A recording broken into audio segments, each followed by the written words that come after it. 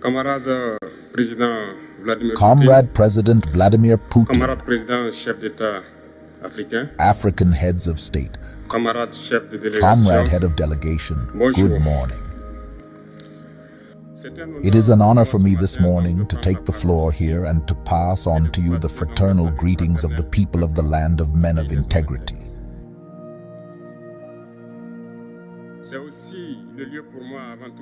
It is from the Almighty that we have been able to gather here this morning in good health to talk about the future and the well-being of our people. I am going to apologize to the elders whom I may offend in my future remarks. Because of Africanity, because of the rights of one of them, I have to apologize. Comrade, I have a few questions from my generation. Not a single question that is being asked. We don't have an answer, and it turns out that here we can wash our linseed because we feel like a family. It feels like a family in the sense that Russia is also a family for Africa. It is a family because we have the same history. Russia made enormous sacrifices to liberate the world from Nazism during the Second World War. The people of Africa, our grandfathers, were also forcibly deported to help Europe get rid of Nazism. We share the same history in the sense that we are the forgotten peoples of the world, whether in the history books, in documentaries, or in film, insofar as we sweep away the preponderant role played by Russia and Africa in this fight against Nazism. We are here together because we are here to talk about the future of our peoples and what is to come. Of the future of tomorrow, of the free world to which we aspire, of a world without interference in our internal affairs. We have the same prospects, and I hope that this summit will be an opportunity to forge very good relations and to create a better future for our peoples. The questions that my generations are asking themselves about the next generation, if I can sum it up, is that they do not understand how Africa, with so much wealth on our soil, with its generous nature, water and abundant sunshine, Africa is today the poorest continent. Africa is a starving continent, and how is it that our heads of state are traveling through the world of Amand? These are questions that we are asking ourselves and that we have not yet had answers. We have the opportunity to forge new relationships, and I hope that these relations can be the best, to give a better future to our peoples. My generation also instructs me to say that because of poverty, they are forced to cross the ocean in order to try to reach Europe. They die in the ocean, but that soon they will not have crossed it because they will come in front of our palaces to look for their daily sustenance. As far as Burkina Faso is concerned, for more than 8 years, we have been confronted with the most barbaric and violent form of neo-colonialism and imperialism. Slavery still has so much to impose on us. Our front-runners have taught us one thing: slavery that is not capable of accepting its own revolt does not deserve to be relied upon by its fate. We don't worry about our fate. We are not asking for someone to rely on our fate. The people of Burkina Faso have decided to fight against hypothyroidism, capable of reviving its development. In this struggle, valiant peoples, wines, and a population have pledged to take up arms in the face of terrorists. The ones we actually call the VDPs, volunteers. We are surprised to see the imperialists calling these VDPs militias and of all kinds. It is one of those whines, because in Europe, when people take up arms to defend their patriots, they are called patriots. Our grandfathers were deported to save Europe. It was not with their consent, against their grey. Well, on the way back, we remember that in Traore, when they tried to bandage their elemental sheet, they were massacred, so it doesn't matter. When we people decide to defend ourselves, we are called militias, but that's not the problem. What is the problem is to see African heads of state who bring nothing to these peoples who are fighting, but who sing the same thing as the imperialists. To our militia dealers, to our traders, therefore, to men who do not respect human rights, hence the human right. We are effusive against this and these shameful people. We, the African heads of state, must stop behaving like puppets who dance every time the imperialists pull the strings. Yesterday, President Vladimir Putin announced that the grain would be sent to Africa. And we are very happy, and we thank each other for that. But it is also a message to our African heads of state, because at the next forum, we must not come here without having ensured that our peoples will be able to achieve food self-sufficiency for those who do not know war.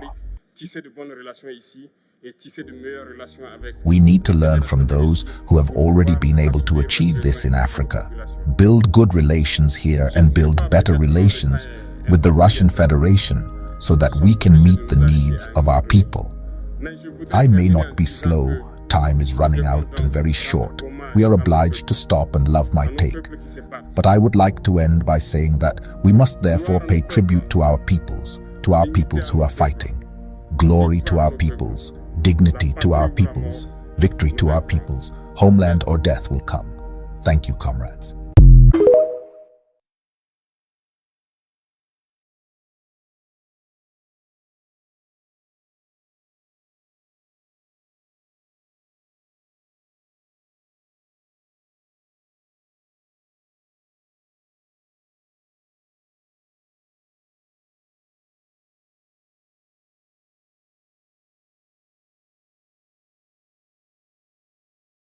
Comrade President Vladimir Putin. Camarade Président, chef d'État.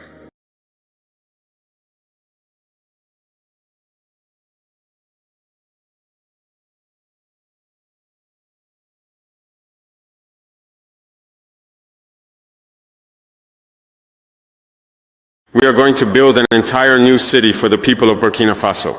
This is not a project on paper. This is not a politician's empty promise during an election. This is a sacred commitment from your leadership to you. We will construct from the ground up 50,000 brand new homes. Let me repeat that so the world can hear it. 50,000 homes. My people of Burkina Faso.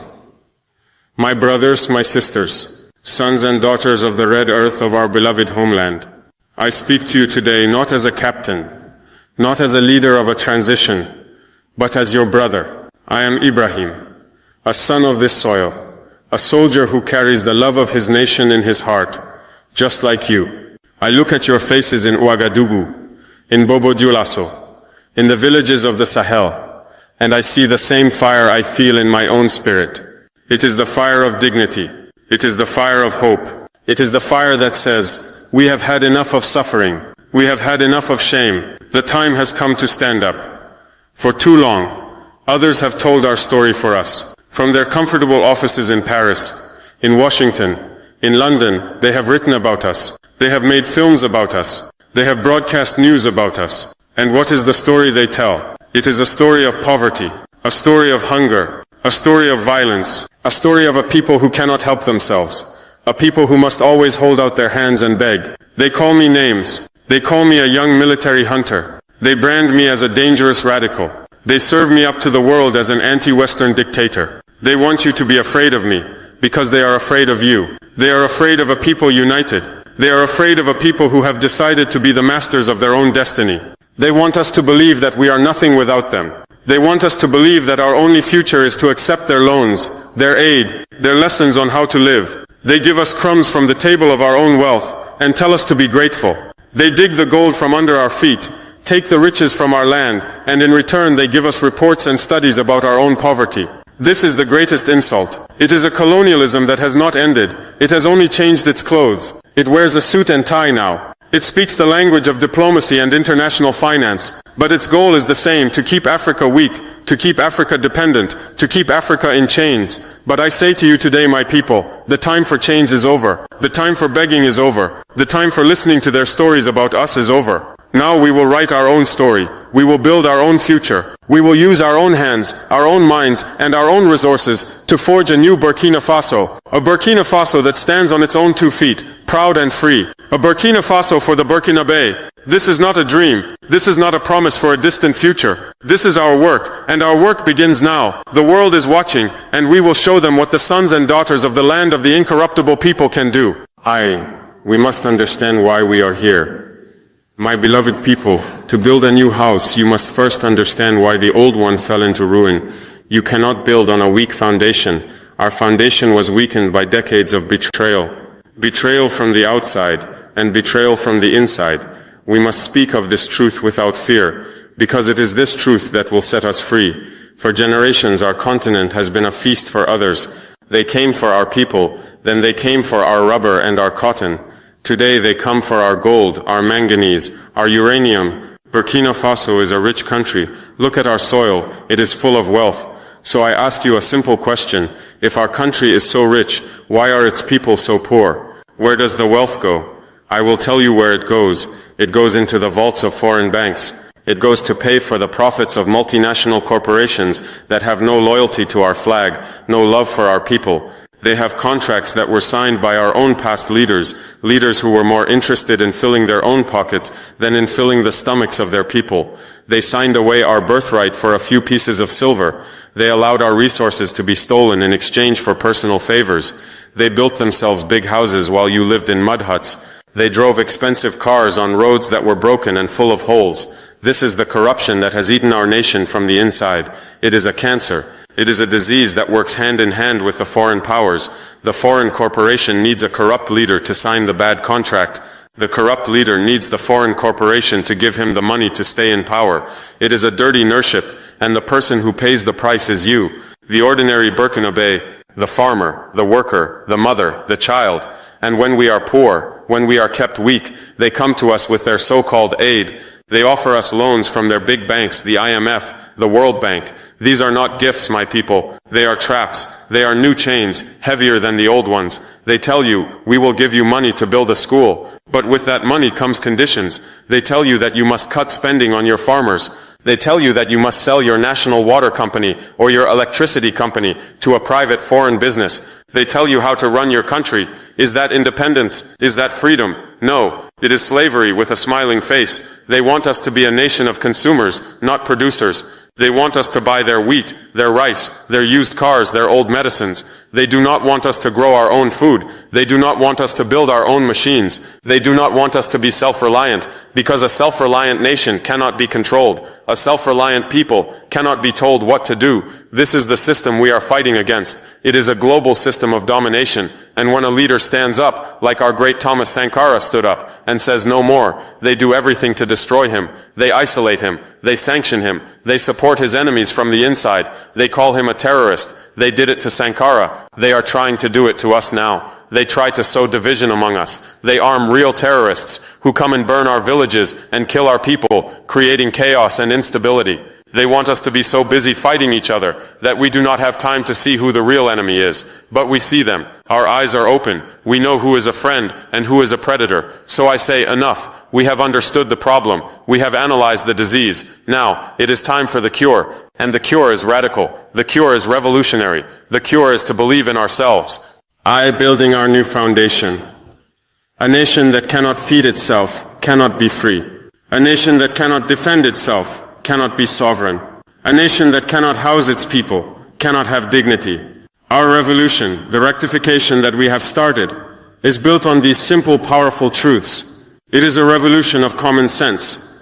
Our first action was to declare that the wealth of Burkina Faso belongs to the people of Burkina Faso. This is not a complicated idea. It is a just idea. We began to look at all the contracts signed with foreign mining companies. We called them to the table. We said the old days are over. The days of you taking 90% and leaving us with 10% are finished. This is our gold. This is our land. You will now have a fair nurship, not an exploitative one. And the revenue that we get from this new arrangement will not go to an account in Switzerland. It will go directly into the national treasury to serve the people. Some companies did not like this. They threatened to leave. We said goodbye. We are not afraid to manage our own resources. We have Burkinabe engineers, Burkinabe geologists, Burkinabe workers. We will learn, and we will do it ourselves. It is better to have a smaller profit that is 100% ours than to have a large profit that is 90% someone else's. This is resource nationalism. It is not about hating foreigners. It is about loving ourselves. It is about loving our country. Our second action was to wage a total war on corruption. I made it clear from day one, the time of impunity is over. The state's money is sacred. It is the people's money. Any official, any minister, any soldier who is caught stealing from the people will face the full force of the law. We have cut the wasteful spending. No more fleets of luxury cars for government ministers. They will drive simple cars, like the people. No more unnecessary foreign trips. Our work is here, in Burkina Faso, with our people. We have audited the state's finances, and we have found where the money was leaking. We have sealed those leaks. That money that was once stolen is now the money we will use to build our nation. Our third action, and the most important, is to rely on our own strength. That means you, the people. A revolution is not carried by one man. It is carried by 22 million people. We have launched a national effort for agricultural production so that we can feed ourselves. We must grow what we eat and eat what we grow. We must end the shame of importing rice and corn when we have fertile land. I see our farmers working with new energy because they know the nation is behind them. We have mobilized our youth. The youth of Burkina Faso are our greatest resource. They are not a problem to be solved. They are the solution to all our problems. We are creating programs not of empty talk, but of practical action, training them in construction, in modern agriculture, in technology. We have also called upon them to defend the homeland. The Volunteers for the Defense of the Fatherland, VDP, are a symbol of this new spirit. They are citizens, farmers, teachers, who have taken up arms alongside our army to protect their communities from terrorists. They are fighting for their own land, for their own families. This is the definition of patriotism. A patriot is one who builds and defends. This is our new foundation. Sovereignty over our resources, integrity in our governance, and popular mobilization of all our people. It is on this strong foundation that we can now dare to build something truly magnificent, something that will show the world who we are. The City of Hope, our great national project. And so, my people, I come to the heart of my message today. I am here to announce more than a policy, more than a program. I am here to share with you a vision that we will turn into a reality with our own hands. And these homes will be given to the people. Not sold, not rented, given. They will be a gift from the nation to its citizens who are most in need. This is the boldest act of social justice in the history of our country. Who will live in this new city? This city will be for the thousands of our people who have been displaced by terrorism. People who have lost everything. We will give them back a home and with it their dignity. This city will be for our poor families in the overcrowded cess of our existing cities, living in conditions that are not worthy of human beings. This city will be for our young families who have no hope of ever owning a home. It will be for our brave soldiers and their families as a thank you from a grateful nation. It will be for our teachers, our nurses, our farmers. It will be a city for the working people, the backbone of Burkina Faso. But what is a city? A city is not just a collection of houses. A city is a community. It is a place to live, to work, to learn, to dream. So we are not just building rows of concrete boxes. We are building a living, breathing urban center designed for the well-being of our people. Let me describe this city to you. We will call it La Cité de la Dignité, the city of dignity. The homes themselves will be built using local materials as much as possible. We will use our own laterite, the red brick of our land, to build these houses. They will be designed to be cool in our hot climate. They will be sustainable. Each neighborhood will have its own source of clean water. We will not build a city where people have to walk for miles to fetch water. Water is life, and it will flow in this new city. We will power this city with the sun. We will build large solar power grids to provide clean and reliable electricity to every single home. We are a country of the Sahel. The sun is our greatest natural gift. Let us use it to power our future.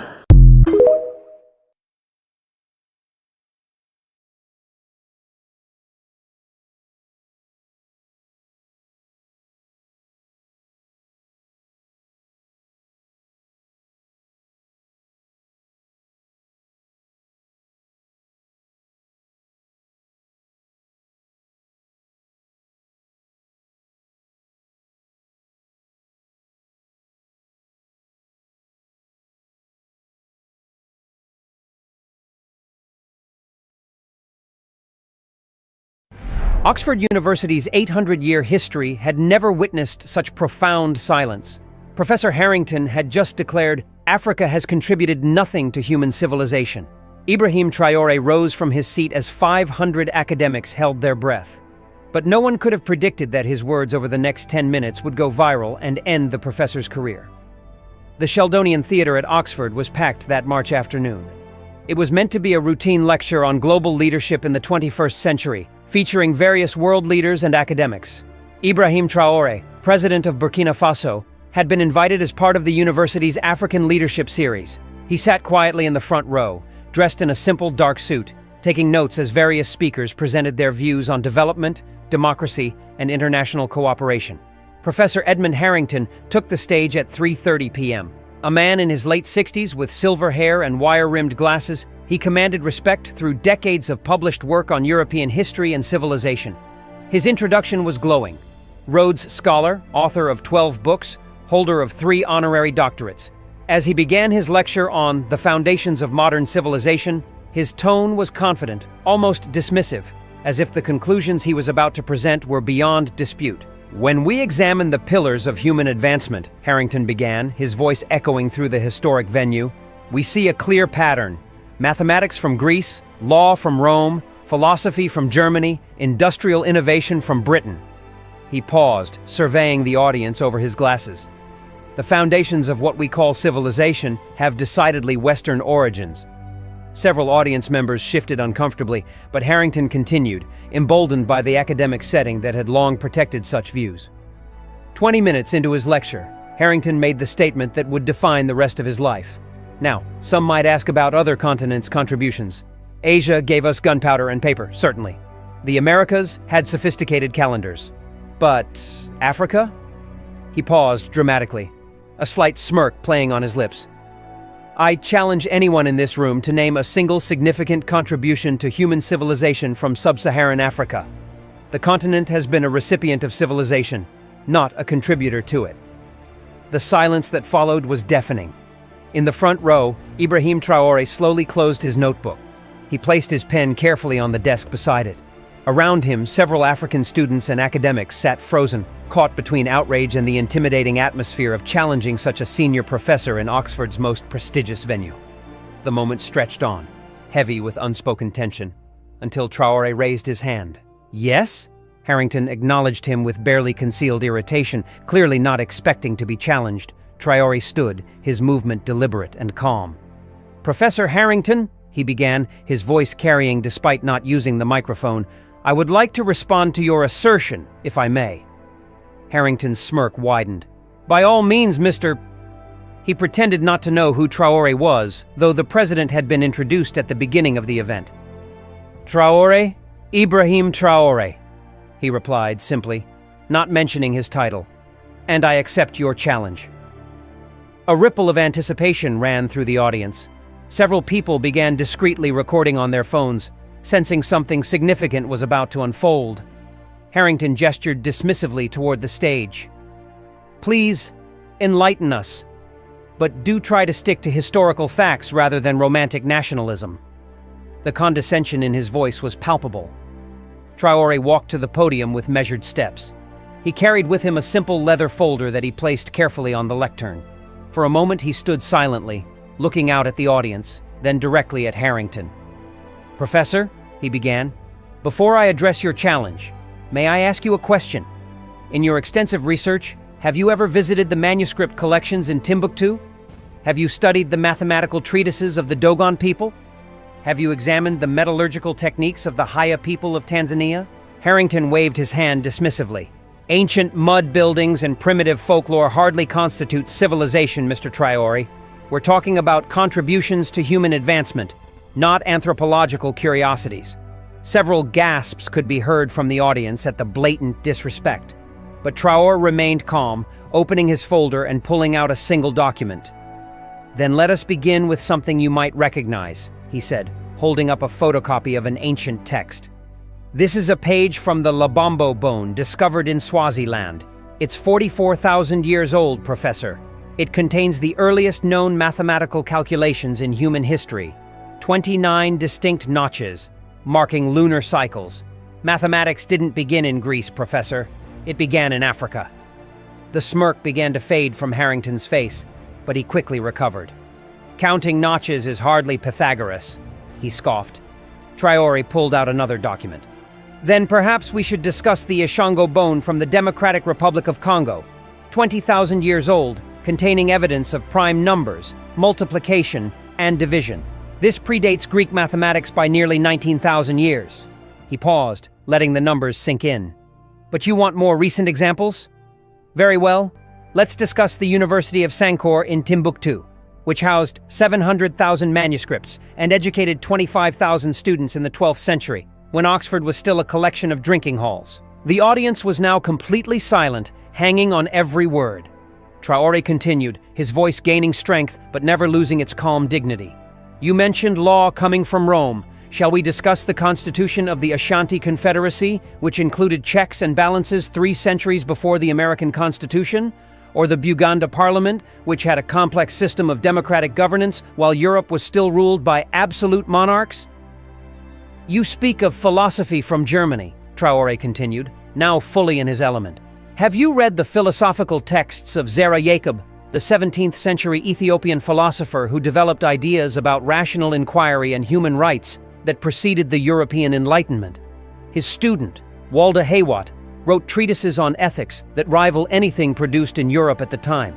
But of course they wrote in Ge'ez, not Latin, so perhaps they don't count in your estimation, Harrington tried to interject. These are isolated examples. But Traore held up his hand, and surprisingly, the professor fell silent. Isolated? Professor, let me tell you about isolation. It's when the Library of Alexandria, founded by an African dynasty, housed the world's knowledge while the ancestors of Oxford's founders were still living in mud huts. It's when African mathematicians were calculating the circumference of the Earth, while Europeans believed it was flat. You want contributions to civilization? Traore's voice rose slightly for the first time. Let's talk about medicine. The first successful cataract surgery was performed in Mali in the 14th century. The first cesarean section, where both mother and child survived, was performed in Uganda in 1879, using techniques that wouldn't appear in European medicine for another 50 years. The first vaccination, not Edward Jenner's cowpox but variolation against smallpox, was practiced in West Africa and brought to America by enslaved Africans. He pulled out another paper. Architecture? The Great Zimbabwe's acoustic properties surpass modern engineering. The Nubian pyramids predate their Egyptian counterparts. The rock churches of Lalibela were carved from single pieces of volcanic rock with a precision that modern engineers struggle to explain. But perhaps you've never heard of these because they don't fit your narrative of African primitiveness. The transformation in the room was palpable. Students who had been slouching were now sitting upright, many taking notes. Several professors were nodding along, some looking uncomfortable, others seemingly discovering this information for the first time. Harrington's face had gone from dismissive to defensive to something approaching panic, but Traore wasn't finished. Let's discuss metallurgy, he continued, his voice now carrying the authority of absolute certainty. The Haya people of Tanzania were producing carbon steel in blast furnaces 2,000 years ago, a technique that wouldn't appear in Europe until the Industrial Revolution. The bronzes of Benin are so sophisticated that when Europeans first saw them, they refused to believe Africans could have made them, so they invented theories about lost Portuguese craftsmen. Agriculture? Africans domesticated pearl millet, sorghum, African rice, yam, black-eyed peas, watermelon, and okra. They developed complex irrigation systems in the Sahel that sustained cities of hundreds of thousands while Europe was experiencing the Dark Ages. The terraced agriculture of the Dogon people has sustained communities for over 1,000 years in conditions where European farming methods fail within a season. Traore paused, looking directly at Harrington, who was now visibly sweating despite the cool temperature of the theater.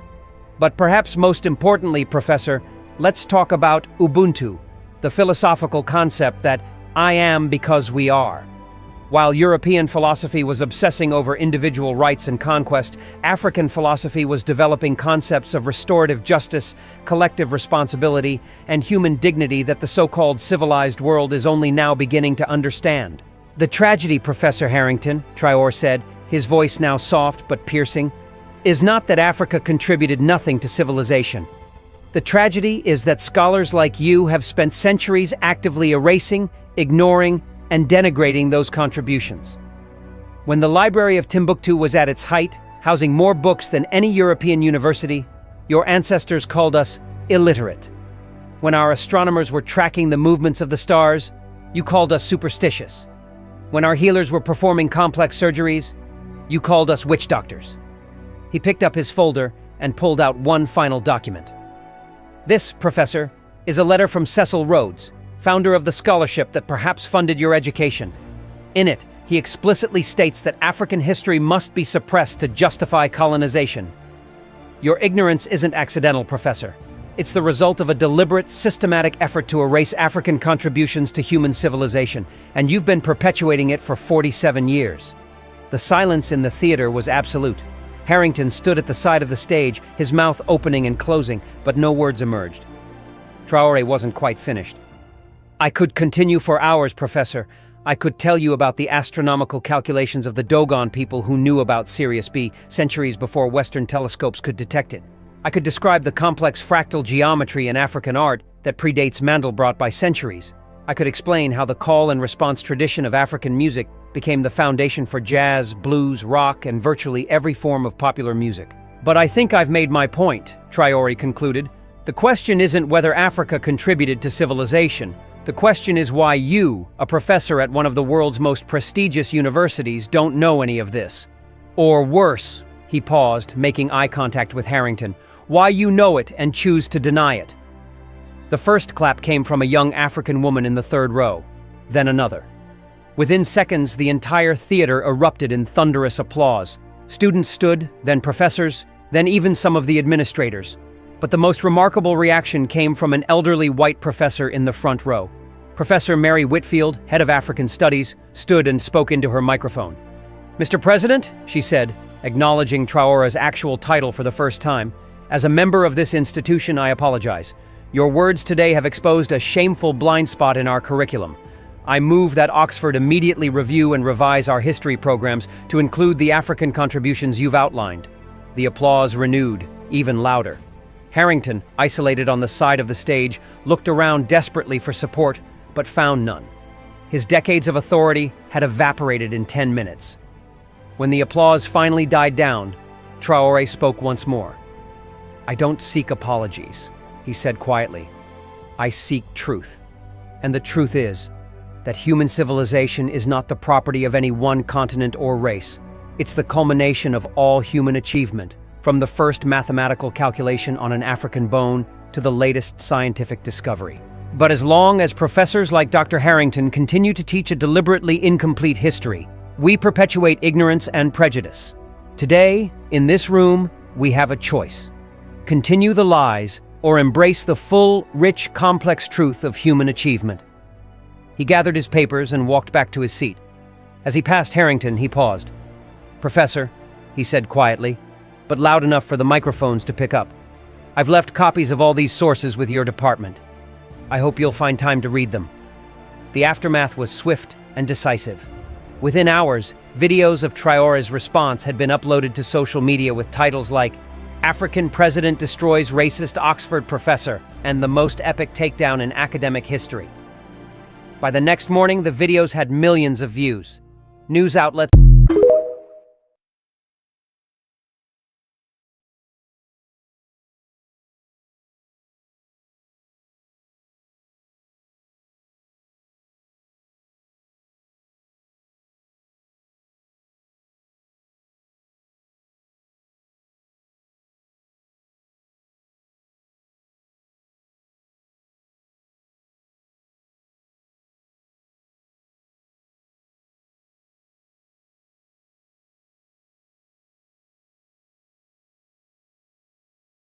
They will tell us, Thomas Sankara tried to do it like this, but where is he?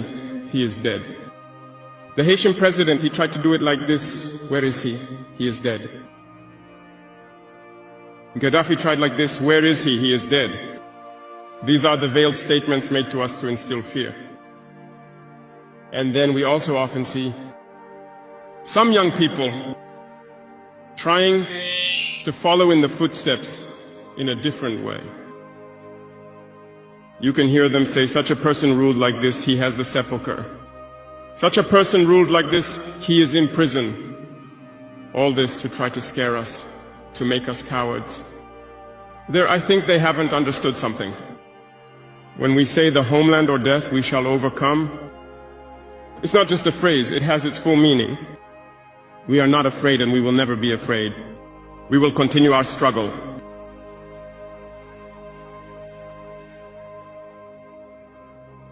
They have undoubtedly and surely scared numerous African heads of state. You often see, when we speak or when we have the opportunity to be in certain situations abroad, we often make statements to call on African heads of state to wake up, take care of our youth, to be able to initiate our real development. We are often misunderstood. Some have responded publicly to our statements because they feel targeted. But I can assure you, youth, that when we find ourselves in their corridors, these same heads of state tell us, you are on the right track. This is what needs to be done for Africa to feel empowered.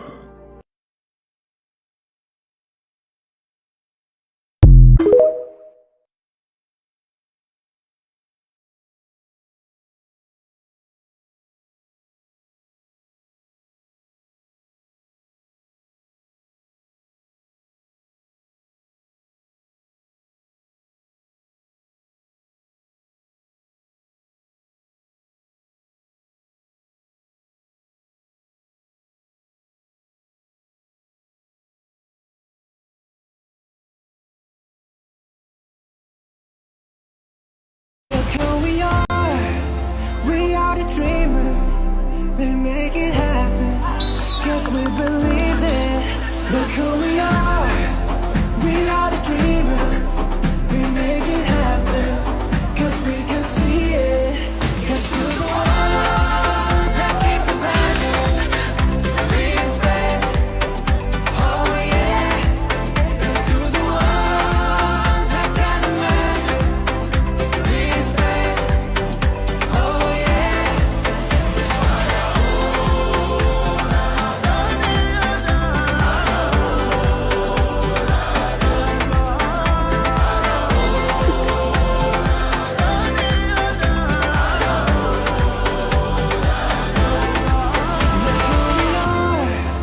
We are the dreamers, we make it happen, 'cause we believe it. Look who we are.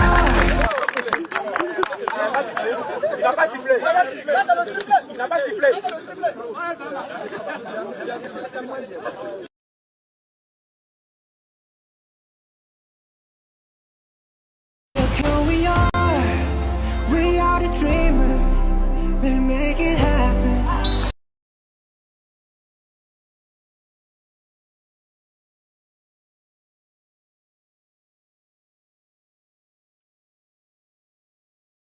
What if I told you one of the poorest countries in the world is building one of West Africa's boldest futures, right under everyone's nose? Welcome to Burkina Faso, a landlocked nation that's quietly turning heads with billion-dollar projects in energy, transport, water, and sustainability. While the world looks elsewhere, this country is building solar farms, airports, and mega roads that could reshape its destiny. And behind much of it, one visionary leader, Ibrahim Traore. Stay with us as we explore the 8 game-changing projects redefining Burkina Faso's tomorrow. Number 1, Ouagadougou-Donsin.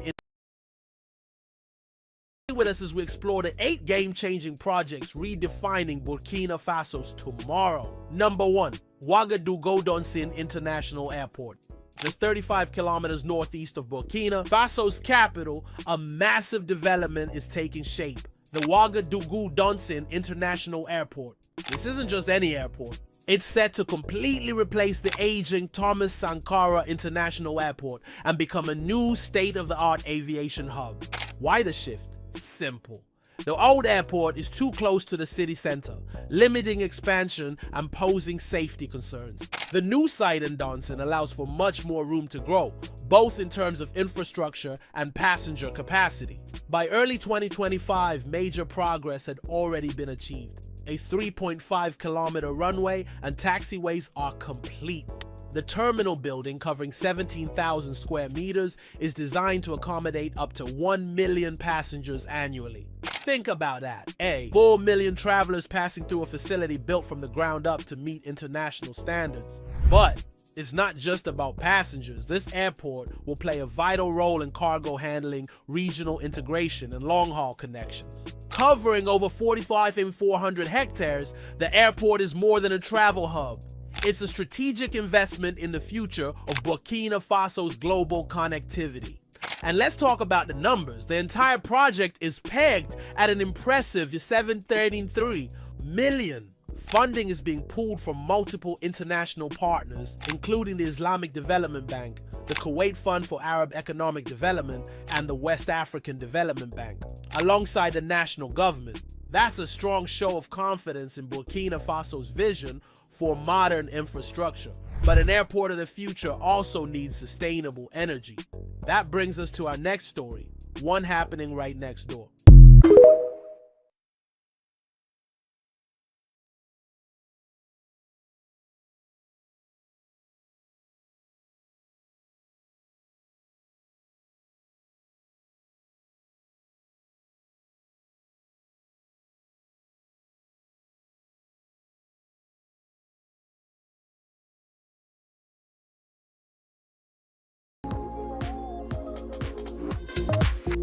What if I told you one of the poorest countries in the world is building one of West Africa's boldest